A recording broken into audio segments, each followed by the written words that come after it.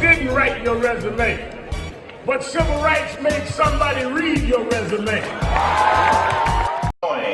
The movement today. You know, here at National Action Network, we have a crisis department. That crisis department is so crucial to the mission of National Action Network because, as many say, Reverend Sharpton is Reverend 911. Many people call us before they'll dial 911 when they're in a crisis. The work of the crisis department is crucial, and we're pleased to bring today one of the people working with the crisis department, William Allen. Good morning, good morning, good morning.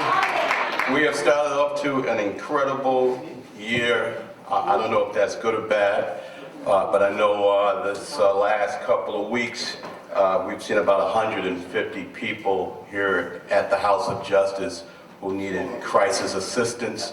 I want to thank them for coming, thanking for them for recognizing us that we're a service for them. We're growing by leaps and bounds. Our chapters are becoming more active in this. And as we do this crisis work and helping individuals, we're now being called to help groups of people and organizations. So Esplanade Gardens is one of those groups that we've been helping out, meeting with them weekly, building by building. They have about maybe 1,875 units. They're going through a very significant transition, and I'm just so glad that we're here to assist them in any way that we can. So again, 877-626-4651 is the hotline number for crisis. Please call that number if you need for help, but certainly if you want to come volunteer and to be trained as a NAN crisis expert. We will train you to assist us in addressing many of these crises. So, as you know, that we focus on human, civil, and voting rights, police misconduct, education, employment, health, and housing issues. You're challenged with government resources. If you're a family, you're disabled, youth, elderly, or LGBTQ, we're here for you. We have a whole lot of lawyers across the country working with us, assisting us, some for fee and some for very low cost and some for free. So we're here for that, and we got two successful examples of our work, and I'm going to bring these two young ladies up. One is a college student, and the other is an activist. So I'm going to bring the college student up first. She's going to tell you her story and how crisis is assisting her. Hi, my name is Danica Foster. First, I'd like to say good morning to everyone here. Hope you guys are having a wonderful day. And I would like to give a thanks to Reverend Sharpton and Mr. Allen, because without them, I wouldn't be here. I wouldn't have had the help I'm receiving right now because of what I've been through. And it's been like a long journey. So to give you guys my story, I just entered college, my first semester. I'm a mechanical engineering student.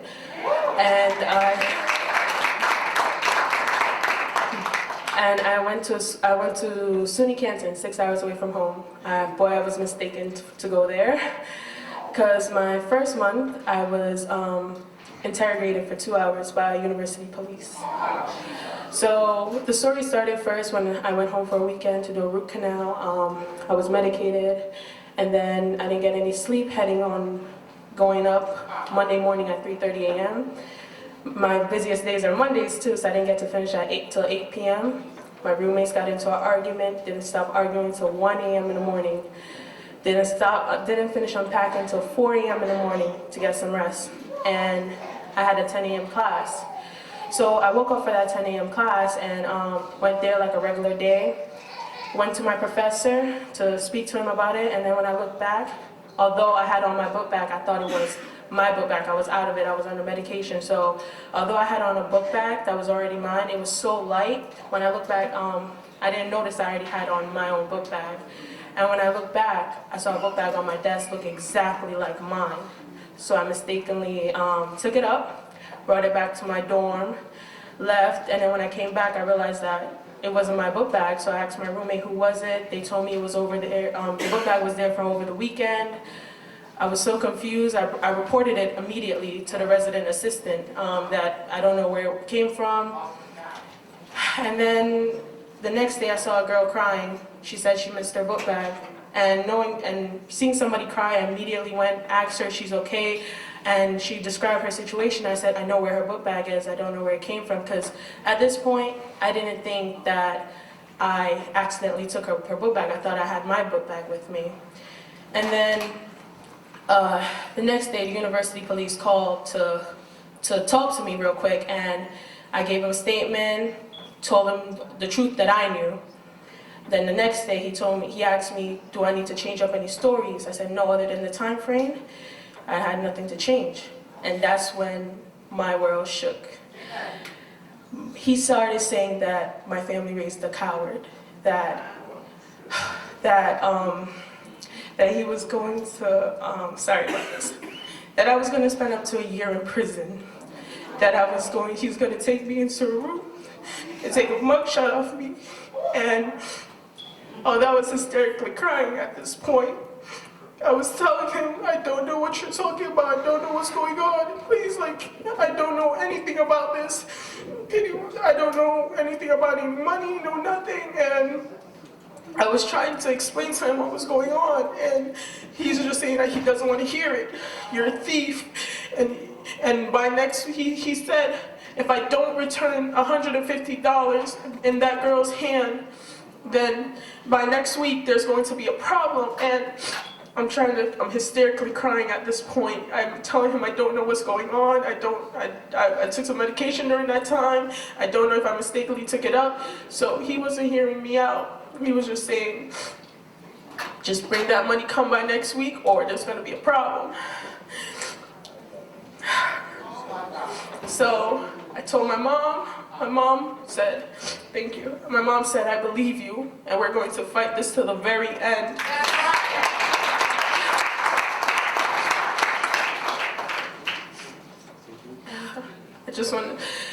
My mom right now, she's outside in the car parked. She couldn't come because there was no parking, but she gave me so much motivation through this. She's the one who told me to come here. She's the one who said we're gonna fight this. And because of Mr. Allen today, I want to say thank you. Because of him, the mayor office the Senate office has took my case, and they said we're gonna fight this to the very end.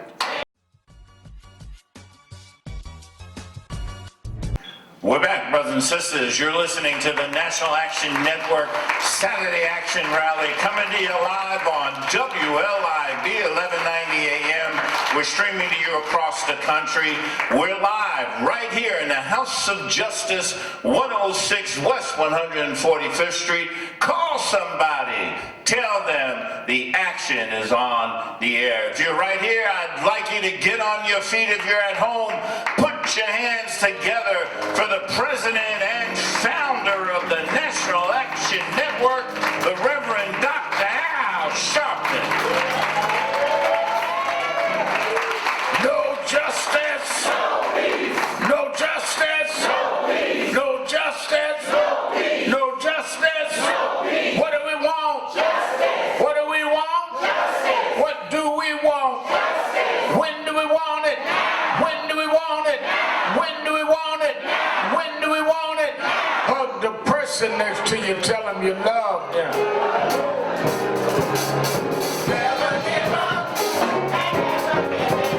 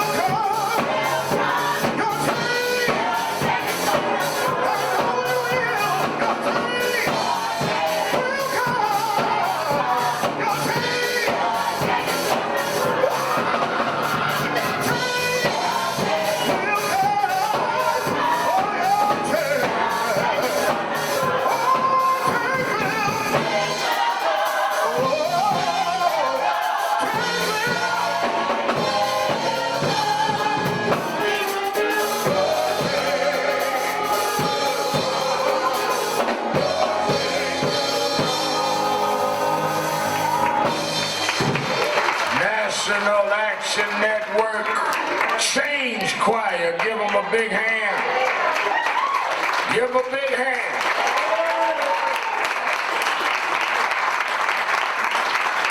Certainly we're happy to be with you another Saturday morning for the Saturday Action Rallies, and for you that are here live at the House of Justice, 106 West 145th Street in the Village of Harlem, and for you that are live, listening live on 1190 WLIB AM in New York and watching live stream around the country. We are happy to be with you another Saturday to give our report on where the action is. Give a hand to our presider, Attorney Michael Hardy, our musical director, Minister Tyrone Richardson. Certainly give a hand to our inspirational word speaker this morning, Reverend Doug Williams.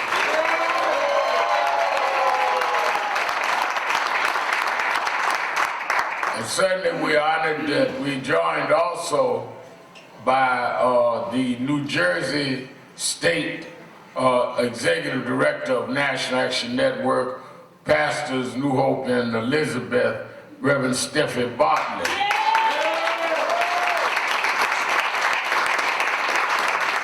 Reverend Williams got to preaching, so the Reverend Bartlett ran across the George Washington Bridge.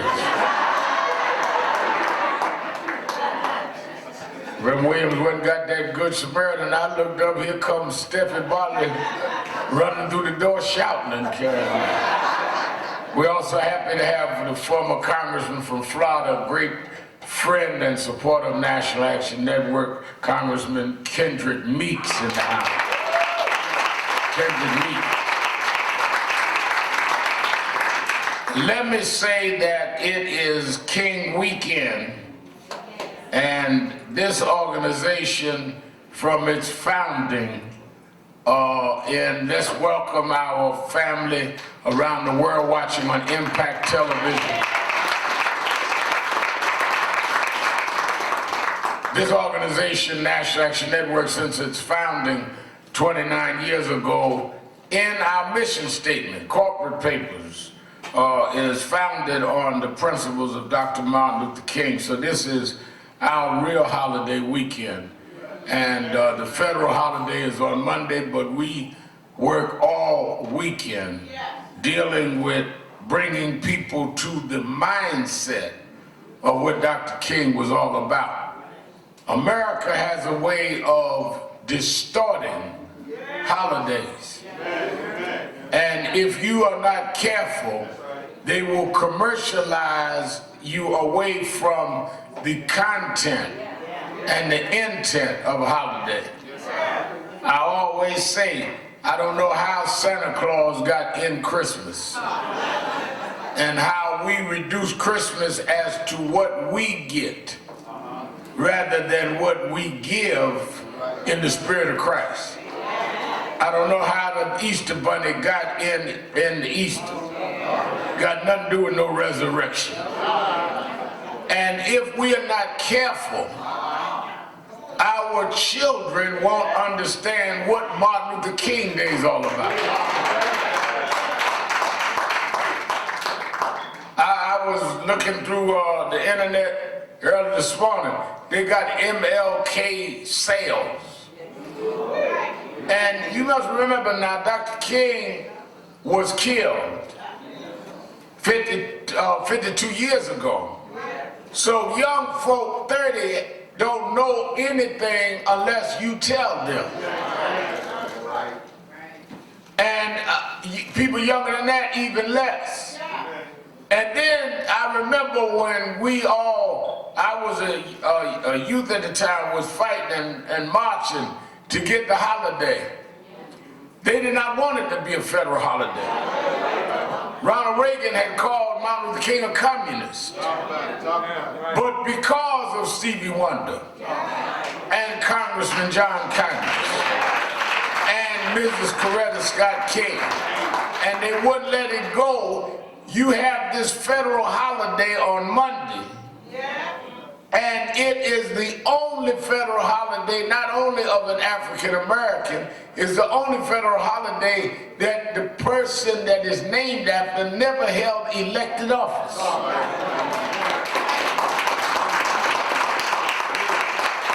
That shows what a movement can do. But a lot of folk taking off Monday don't know that holiday was fought for. They think it's just automatic. And therefore they don't know what it means. And I want to get into that as we kick off this weekend 2020. Let me also say, by way of announcements, that on this weekend again, 5 o'clock today and tomorrow, every Saturday and Sunday, watch me on Politics Nation with Al Sharpton, live on MSNBC. And we're going to be dealing a lot tonight and tomorrow. Our different guests, members of Congress and others, on the impeachment trial that starts Tuesday for President Donald Trump. Make sure you watch that. And then also on tomorrow morning, you that follow us on Impact Television in Atlanta, I'll be preaching in Atlanta in the morning, 9:30 at New Birth for Reverend Jamal Bryant. I'll be there in the morning as part of Martin Luther King weekend. Reverend Dr. Jamal Bryant asked me to be a speaker. I'll be flying out to be with him in Atlanta and then flying on in to Washington. I'm gonna do my MSNBC show from there going to Washington. Then our annual National Action Network breakfast is in Washington on Monday morning, the holiday morning. And we do it every year. And the speakers and folks of note this year is former President Bill Clinton, media mogul Kathy Hughes, who is the founder of TV One, Urban One, Corinne Pierre, and you see her from MoveOn.com. And then we fly back, right back in New York, and we're here 1 o'clock for the public forum, our National Action Network Martin Luther King Public Policy Forum. Senator Chuck Schumer said he'll be here, even though the trial started next day, he'll be here, the mayor will be here, and others, where we make the public officials stand and give account of what are you doing on the King Dream. The reason that we operate that way is that Martin Luther King holiday should be about that. That's right. And about what it is involving public policy. Yeah. Martin Luther King was in history because he changed public policy.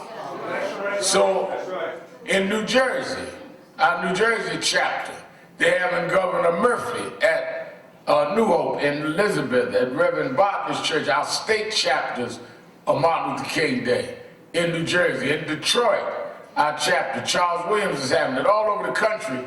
NAN is about King-like stuff. Now, if we were celebrating your birthday, we would do what you do. We get some chitlins and some Kool-Aid and do the electric slide. But we're not doing your birthday. We're doing Dr. King's holiday. So we need to be talking about poverty and health care and climate change and racism. We're doing Dr. King Day. So I want all of you around the country to deal with that with us. It is extremely important that we don't take the sanctity out of the day. You know, when I was growing up, they used to have on February 12th, they have Lincoln birthday. And then I think around 21st, 22nd, they had Washington's birthday. Now they just have one day collided together, President's Day. If we are not careful, they will collide King Day and the Valentine Day, just call it Love Day.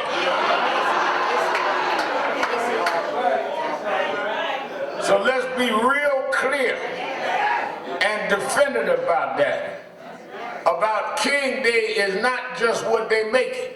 So like last year, our Washington breakfast, and Martin Luther King III, by the way, always hosts that breakfast with me, and he'll be doing it on Monday, and Hill Harper, the actor's MCing, as Clinton and him come speak. Last year, Martin and I had Joe Biden and Michael Bloomberg. Neither one had announced they were running yet, but we made them talk about what they were dealing with the dream. And the mayor and everybody was here. We got New York.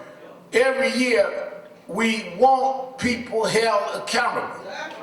Now, people say to me, well, Reverend, why you have all of the political figures? Because we want them to be held accountable on what they're working on.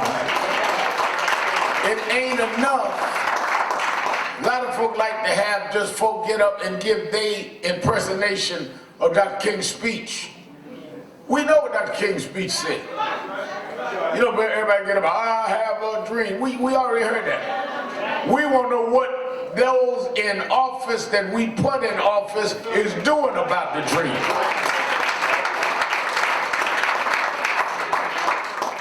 Because let me tell you, the crew you got in Washington now is turning that dream into a nightmare. Let me tell you something. We are on the brink of reversing everything Dr. King fought for. On Monday, while we're in Washington and Harlem, and Bartley's in Jersey and others around, they have a pro-gun rally in Virginia. They arrested 3 people. I want y'all to get this now. They arrested 3 people that had come into Virginia with 1,500 rounds of ammunition, saying they wanted to shoot and kill, and they're targeting blacks and Jews. They're arresting them. There is a hate group called The Base. That's correct. And they uncovered them, and they were headed to this march. Don't forget they went in Charlottesville. And they chose Dr. King Day to come into Virginia, talking about they want to shoot blacks and Jews, and had 1,500 rounds of ammunition. All of these increase in hate crimes against blacks, against Jews, against gays, against immigrants is a climate set when you have people at the top of the country that act like there's fine people on both sides. Don't forget, Trump started his political rise with birtherism, saying that Barack Obama wasn't one of us. That's all that was. And I told him, he got all upset, wanted to meet. We met and fought and argued for hours. I told him that is nothing but racism. He was born in Kenya, not in the United States. That is the signal to whites that he ain't one of us. And they're trying to uncover and undermine everything that Obama did. Yesterday, on Michelle Obama's birthday, the FDA announced they're going to go push back on the things that she had pushed forward in terms of diets in the school. She was saying add more fruit and vegetables. She put the first garden on the White House grounds since Eleanor Roosevelt. Trump and them done closed down the garden and given more potatoes and starches in the schools and coming back on fruit and vegetables. With all of the problem of childhood obesity in this country. Why would you do that? But he's so obsessed with undermining everything Obama did that they don't even care about the health of the children of this country. I was on a show yesterday, and they say, well, this book coming out called something, Stable Genius. Trump called himself a stable genius. Now anybody that tell you they're a stable genius That right there tell you they need some help. And in the book they talk about how he went off and in a real angry tirade on his generals and all. And they talk about his temperament. I said, well, you got to understand, part of that is he does not understand what they're talking about. He don't read briefings, don't read policy. So to cover up his lack of knowledge, he goes on a rant. And you're dealing with someone so insecure because he knows that he can't match the intellect, the temperament, or the judgment of a man that preceded him as President of the United States, Barack Obama.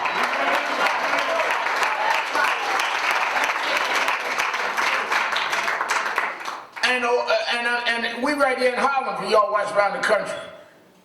I know folk out in the corner can get their lives straight better than Trump. Trump done told 5 different reasons he killed Soleimani. I mean, brother on the corner, 145th, tell one lie and stick with it all the way through court. He don't even know how to lie. They caught him on tape the other night telling the fundraiser a different reason he shot the man, killed the man. He first said it was imminent, now it's something else. But now he's going on trial. This whole country has to deal with the moral decay that we're in. And this is where we are. Let me say this. I want to report, I went on Monday to Tallahassee, Florida, where I keynoted the march and rally for public education and teachers' pay. In Florida, you have people that work in the schools that make $12 an hour. People in food services and custodians. You cannot live on $12 an hour. Teachers underpaid. There were at one point 3,000 classrooms that didn't have certified teachers. They had to use temporary teachers or substitute teachers, which affects the education. So we had about 8,000 to 10,000 people marching on Monday, and I went in and did the march and keynoted for them a very strong chapter there of Education Association, works with our chapter there, Reverend Holmes, R.B. Holmes, Reverend Tolliver, and I want to celebrate them. Randy Weingarten, head of the American Federation of Teachers, who will join us at the NAN breakfast Monday in Washington, and others were there. Then I went on to Iowa to the debate, and aside from the fact that I thought Iowa was cold till I got home, y'all about done got Iowa weather in New York. But as I listened to the debate, let me tell you something. When you don't, in this climate, deal with all of the issues, you will not get people to come out, because before you can turn people out, you got to turn people on. The candidates were good at what they discussed, but nobody talked about the increase of hate crimes. Nobody talked about the racial disparity, the wealth gap, and the gap in terms of wages. Trump is running around talking about how black unemployment is low, and so are the wages. You gotta understand, just having a job without wages, or having disproportionate wage decrease compared to others, or your benefits cut back, that is not economic security. We don't just need a job, we need a job that gives us wages that sustain us and benefits that secure us. In slavery, we all had a job. slavery. Everybody had a job. They just weren't getting no pay and benefits. So let's be real clear. We need to debate all of the issues. One of the other things that we've got to deal with, and I'm not hearing enough of, is criminal justice reform. Part of what the signature issues of this organization has been fighting not only police misconduct, but mass incarceration and prosecutorial misconduct, and fighting to get results.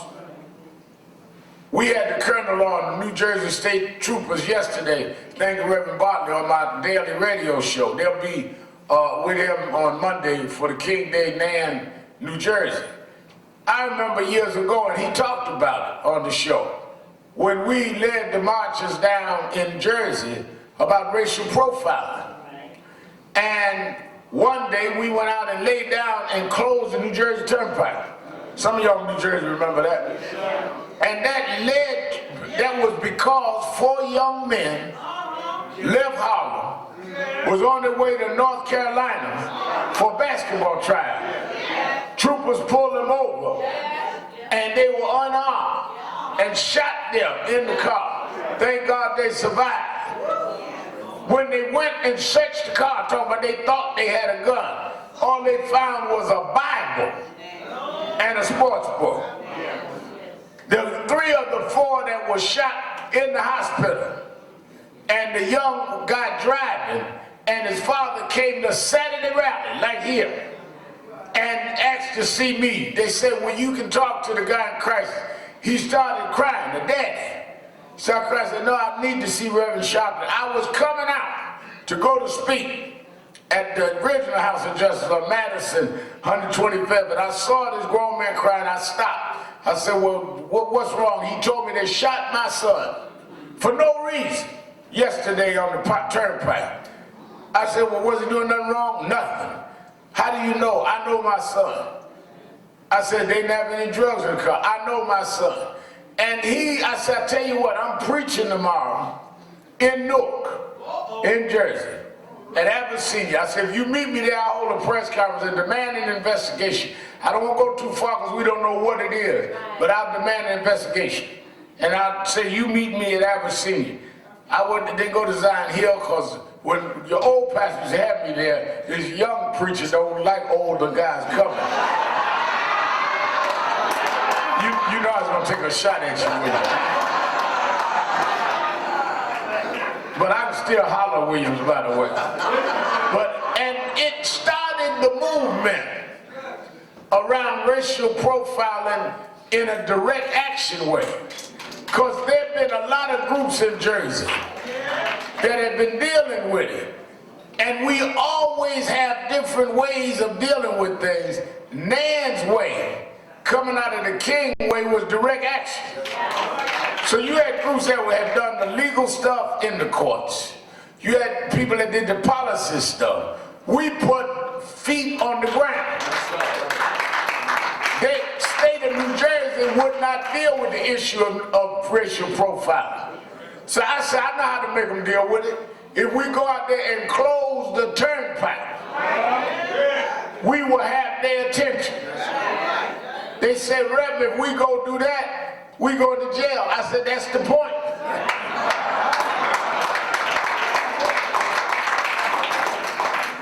And that's what Dr. King did. There was a movement in Selma before Dr. King. Dr. King came there and illuminated the movement with direct action. There was a movement in Birmingham. Fred Shuttlesworth had a movement. King brought light to it. Our job, which we did in Jersey, which we're doing now in Florida, is to bring light by bringing drama, non-violent but direct action. That's the King way. There's other ways. And we ain't got to argue about who right. If we're all on the same highway, you take your lane, I take my lane. My lane is the King lane. Now somebody else do something else. We need folk in the court. I went to Washington, spoke for the screening of crime justice. Because Brian Stevenson has done an excellent job as a lawyer around mass incarceration. That's his lane. The problem we got is when everybody be switching lanes, that's what causes car accident, is that you keep switching lanes without signaling. But if we're all grounded in what we are about, it don't matter who gets the credit. What matters is if you get something done. And because of that, we got Johnny Cochran to come in and be the lawyer for them boys. And part of the settlement is not only they had to pay them boys, they had to start the laws around racial profiling in the state of New Jersey. And they had a consent decree on the state of New Jersey that has now come around full circle with the colonel now going out to bring more blacks and others of color in as state troopers. That didn't just happen, that happened because we went to jail and others went to court and others did policy in the state of New Jersey.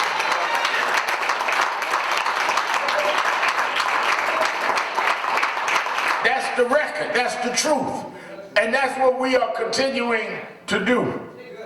So I salute Reverend Bartley, because it wouldn't make sense for us to go to jail 10 years ago if now that we've changed things, we don't come in and take those spots to make sure that don't happen. Because I'm telling you, first thing when Trump got in is he put Sessions in as the Attorney General, who backed up on all of the consent decrees. That's correct. That's correct. The consent decree in New Jersey that led to reforming, that the beginning of reformation of the state troopers would have been canceled under Sessions.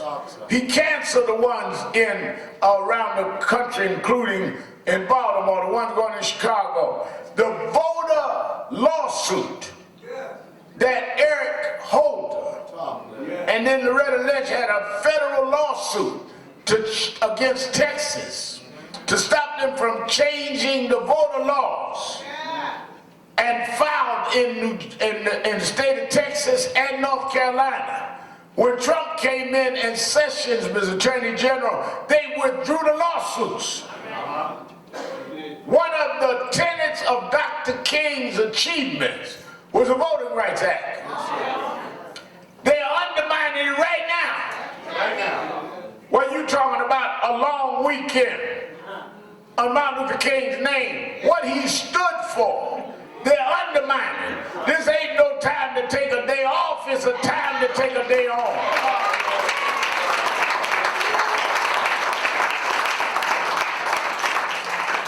And too many of us in the church community, tell you something, Dr. King, the basis of Dr. King's activism was his ministry. Porter asked me, how did you go from being a boy preacher to an activist? I said, you can't be a real preacher without being an activist. They're like, it's two different things. The real question is, how are you a preacher and not an activist?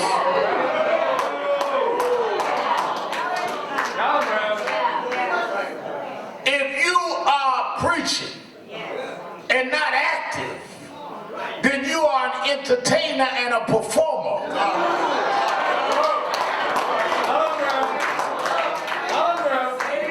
Preaching and performing and not putting none of that into action is not what God called anybody to do. You can teach a parrot how to preach.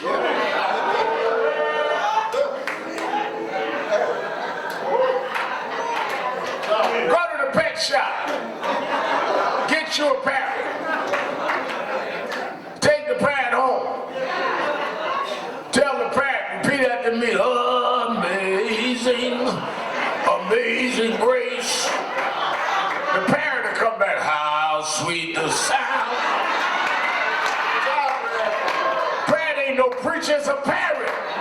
You got too many parrots in the pulpit.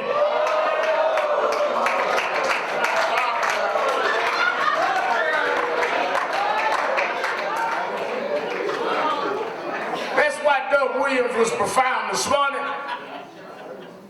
Jesus laid it out. Doug Williams, inspirational message this morning.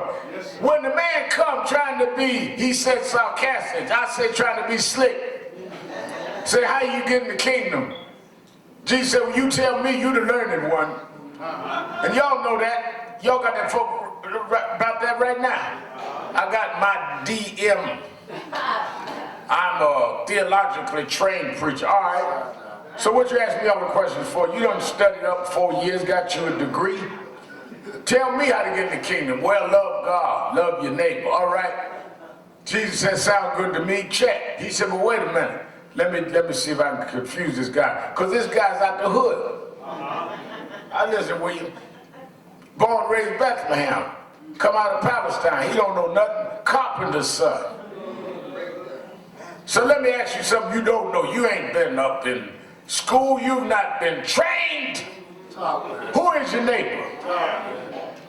And that's when Jesus told the story that ended up being the Good Samaritan that William said. Now, Jesus told that story so that we would understand that if you don't take care of those that need taken care of, that is your neighbor, then you're not following me. Well, let's bring it 2,020 years later. Who is your neighbor? Your neighbor is that one down the block from you that's sending their kids to schools that's underfunded, and you too busy to go to the town hall school meeting. Who's your neighbor? Your neighbor is migrant children being locked in cages because they were brought here under the false advertising of a statue we put out in the harbor saying, bring me your tithe and your huddle masses that yearn to be free. Who's your neighbor? Your neighbor is someone that a policeman shot their unarmed son, and you was too holy and sanctified to stand up and defend the Sean Bell. Who is your neighbor? Your neighbor is someone standing in front of a store with loose cigarettes, and the police chokes him to death. Her son Eric Garner. Who is your neighbor?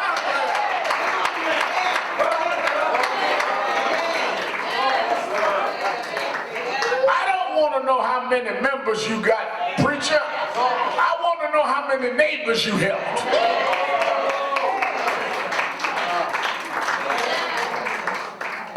Value of a church is not how many services you have, but it's how many people you serve.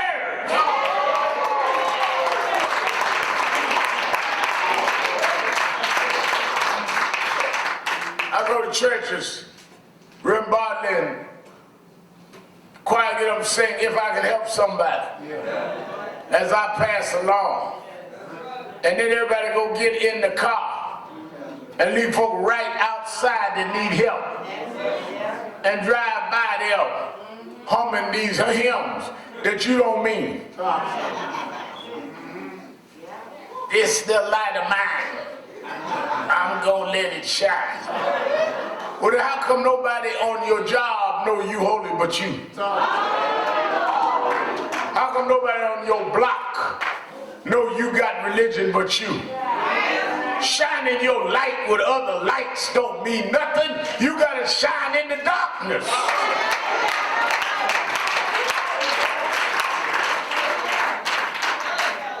Well, Reverend, you know, I would like to do some of that stuff you do, but you get in trouble. They write about you bad in the newspaper and all that. That's where faith comes in. Somewhere I read, Jesus said that if you are spoken ill, blessed are those. Yes, sir. That when men persecute you for my sake, then it's on me. Yes, sir. God don't owe you no deliverance unless you stand up for what's right. If you stand up for what's right, it's on him. That's why, you know, they will all over the country be playing Dr. King's I Have a Dream. And Dr. King's speech, I Have a Dream, was deeper than the dream. He started First of all, let me break this down, I'll let you go.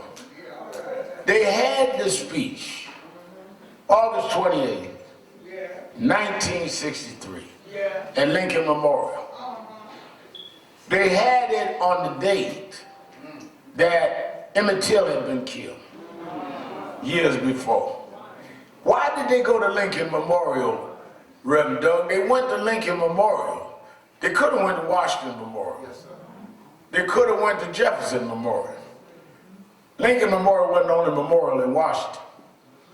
But the reason they went to Lincoln Memorial is because at the end of the Civil War, Lincoln, who was forced to free slaves in the Confederate States, so that he didn't want to do it now, he was forced, because they were losing to the Confederates. And he freed the black slaves in the Confederate States so they could join the Union Army and back Robert E. Lee up. And part of what he had to do was he proclaimed in the proclamation, Emancipation Proclamation, that on January 1st, 1863, he would free the slaves in those states because they fought. And he promised that they would get equal rights. He promised the right to vote. He promised that they would have full citizenship. So that is why 100 years later, 1863, 1963, they marched at Lincoln's Memorial. And Dr. King said, you promised. Jefferson didn't promise. Washington didn't promise. You promised. And I come to collect on the promise. Because America has given us a promissory note. America has given us a check that has bounced in the Bank of Justice.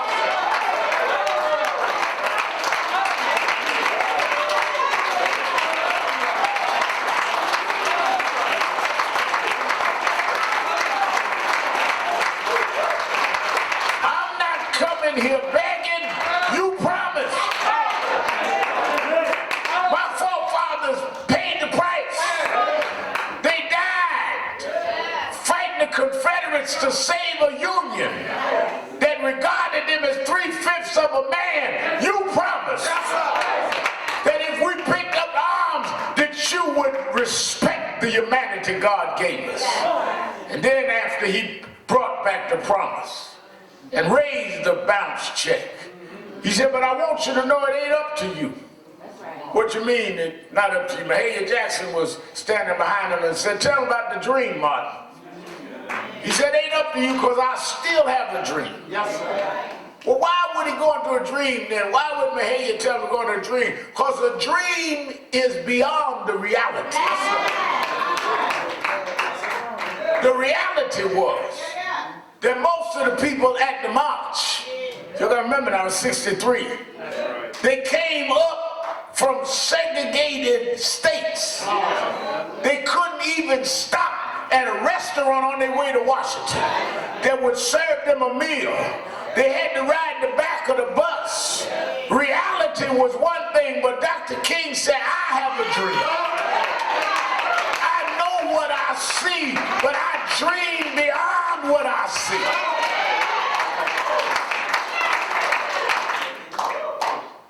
And he dreamed.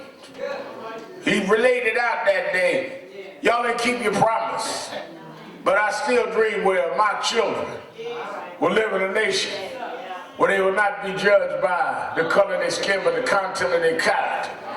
Well, let me tell you something, dreams can come true if the dreamer believes in God will make a way. Why you say that, Sharpton? Because Mrs. King, who I got to know well, I was too young to know Dr. King well, but I got to work with Mrs. King, and Martin III and I worked very closely. Y'all see him every year with us 2 or 3 times a year with Nan. And I remember Mrs. King used to tell us that when Dr. King was a little boy, Doug Williams, in Atlanta, he couldn't go to school with the white kids.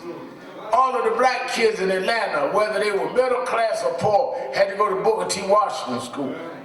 And the white schools were segregated. They couldn't go to the amusement park. They couldn't stay at a hotel downtown. The banks would make them bank on the colored side of town. But the reason I believe in the dream is that on Monday, Yes, sir.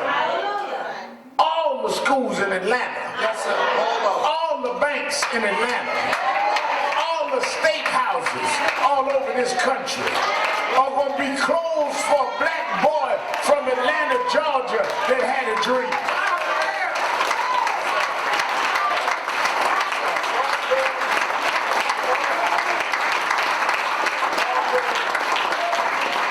Don't you stop dreaming. Dreams will come true if you hold on and fight on. Well, the king wasn't on the dreamer. Go in Genesis and I'll let you go. There was a little boy that dreamed. His name was Joseph. And let me tell you, Joseph got jammed up just like Dr. King. He made an error. What did he make an error on, Shopton? He told his brothers about his dream. I want to warn y'all now, be careful who you tell about your dream. Because everybody ain't going to like your dream. He said to his brothers, you know, it's a funny thing. I dreamed a dream that one day y'all were looking up to me. And they got mad at him. They went to the daddy Jacob and told about the dream. He told Jacob, I dreamed that all of y'all needed me. And everybody got angry, and so angry they sought to slay him. They tried to slay dreamers. They killed Dr. King. They tried to stop dreamers. And when they went off and saw him coming on an errand from his father, you know the scripture does. They said, here comes the dreamer. He dreamed he was going to be bigger than us. He dreamed he's going to be better than us. Let's slay him and see what becomes of his dream. And they grabbed him, but one brother, God always got a ram in the bush. One brother, in a moment of momentary mercy, said, well, let's not kill him. Let's just throw him in the pit, dip his coat in some blood, and go tell daddy that some wild animal killed him. And they threw him in the pit. But that's where the test comes. Because some of y'all been dreaming and somebody threw you in the pit.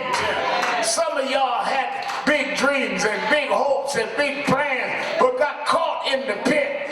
But the Bible tells me that Joseph kept dreaming in the pit. You ain't a real dreamer till you dream in the pit. When your money's gone, when your friends are gone, when they're talking about you, you got to keep dreaming in the pit. I'm a pit dreamer.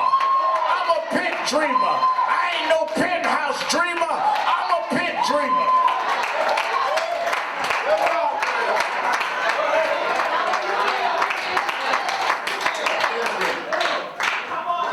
Kept dreaming in the pit. Authorities heard about his dreams. They wanted to talk to him, find out what he knew. He told them, well, let me tell you what I see. You got to have nerve to talk back to those in authority. That's why I say you can't have no entertaining, performing preachers. You got to tell them what you see. Even if they don't want to hear, tell them anyhow. Trump tweeted against me, but I'm going to speak up anyhow. He told them you're going to have 5 years of plenty. But you better save because you're going to have 5 years of famine. Listen to him. Wife jammed him up, the king wife put him in jail. They listened to him. And when the famine came, they sent and got Joseph out of jail, and they had saved because of his dream. Yes. And behold, as he sat on the throne as the governor, now he understood what the dream was about. He looked up one day, and here comes his brothers. Because the dream wasn't that he was better than them. The dream was that one day God would put him in position, that he would help his brothers. So he's seen the realization of his dream. And his brothers came asking for wheat, asking for help. And he looked down at him and said, let me ask you a question. How's your father? Yes, sir. So why you asking me that? He dismissed all of his attendants and said, because I'm your brother. Dreams come true. That's why I don't care how much Trump does. I don't care how much they take back what Michelle Obama did. I don't care how much they try to cancel civil rights in the schools. On Monday morning, I'm a son of Joseph. I'm a follower of Dr. King. I'm a pet dreamer. Happy birthday, Martin. Went from the back of the bus to the front of the White House. Happy birthday, Martin.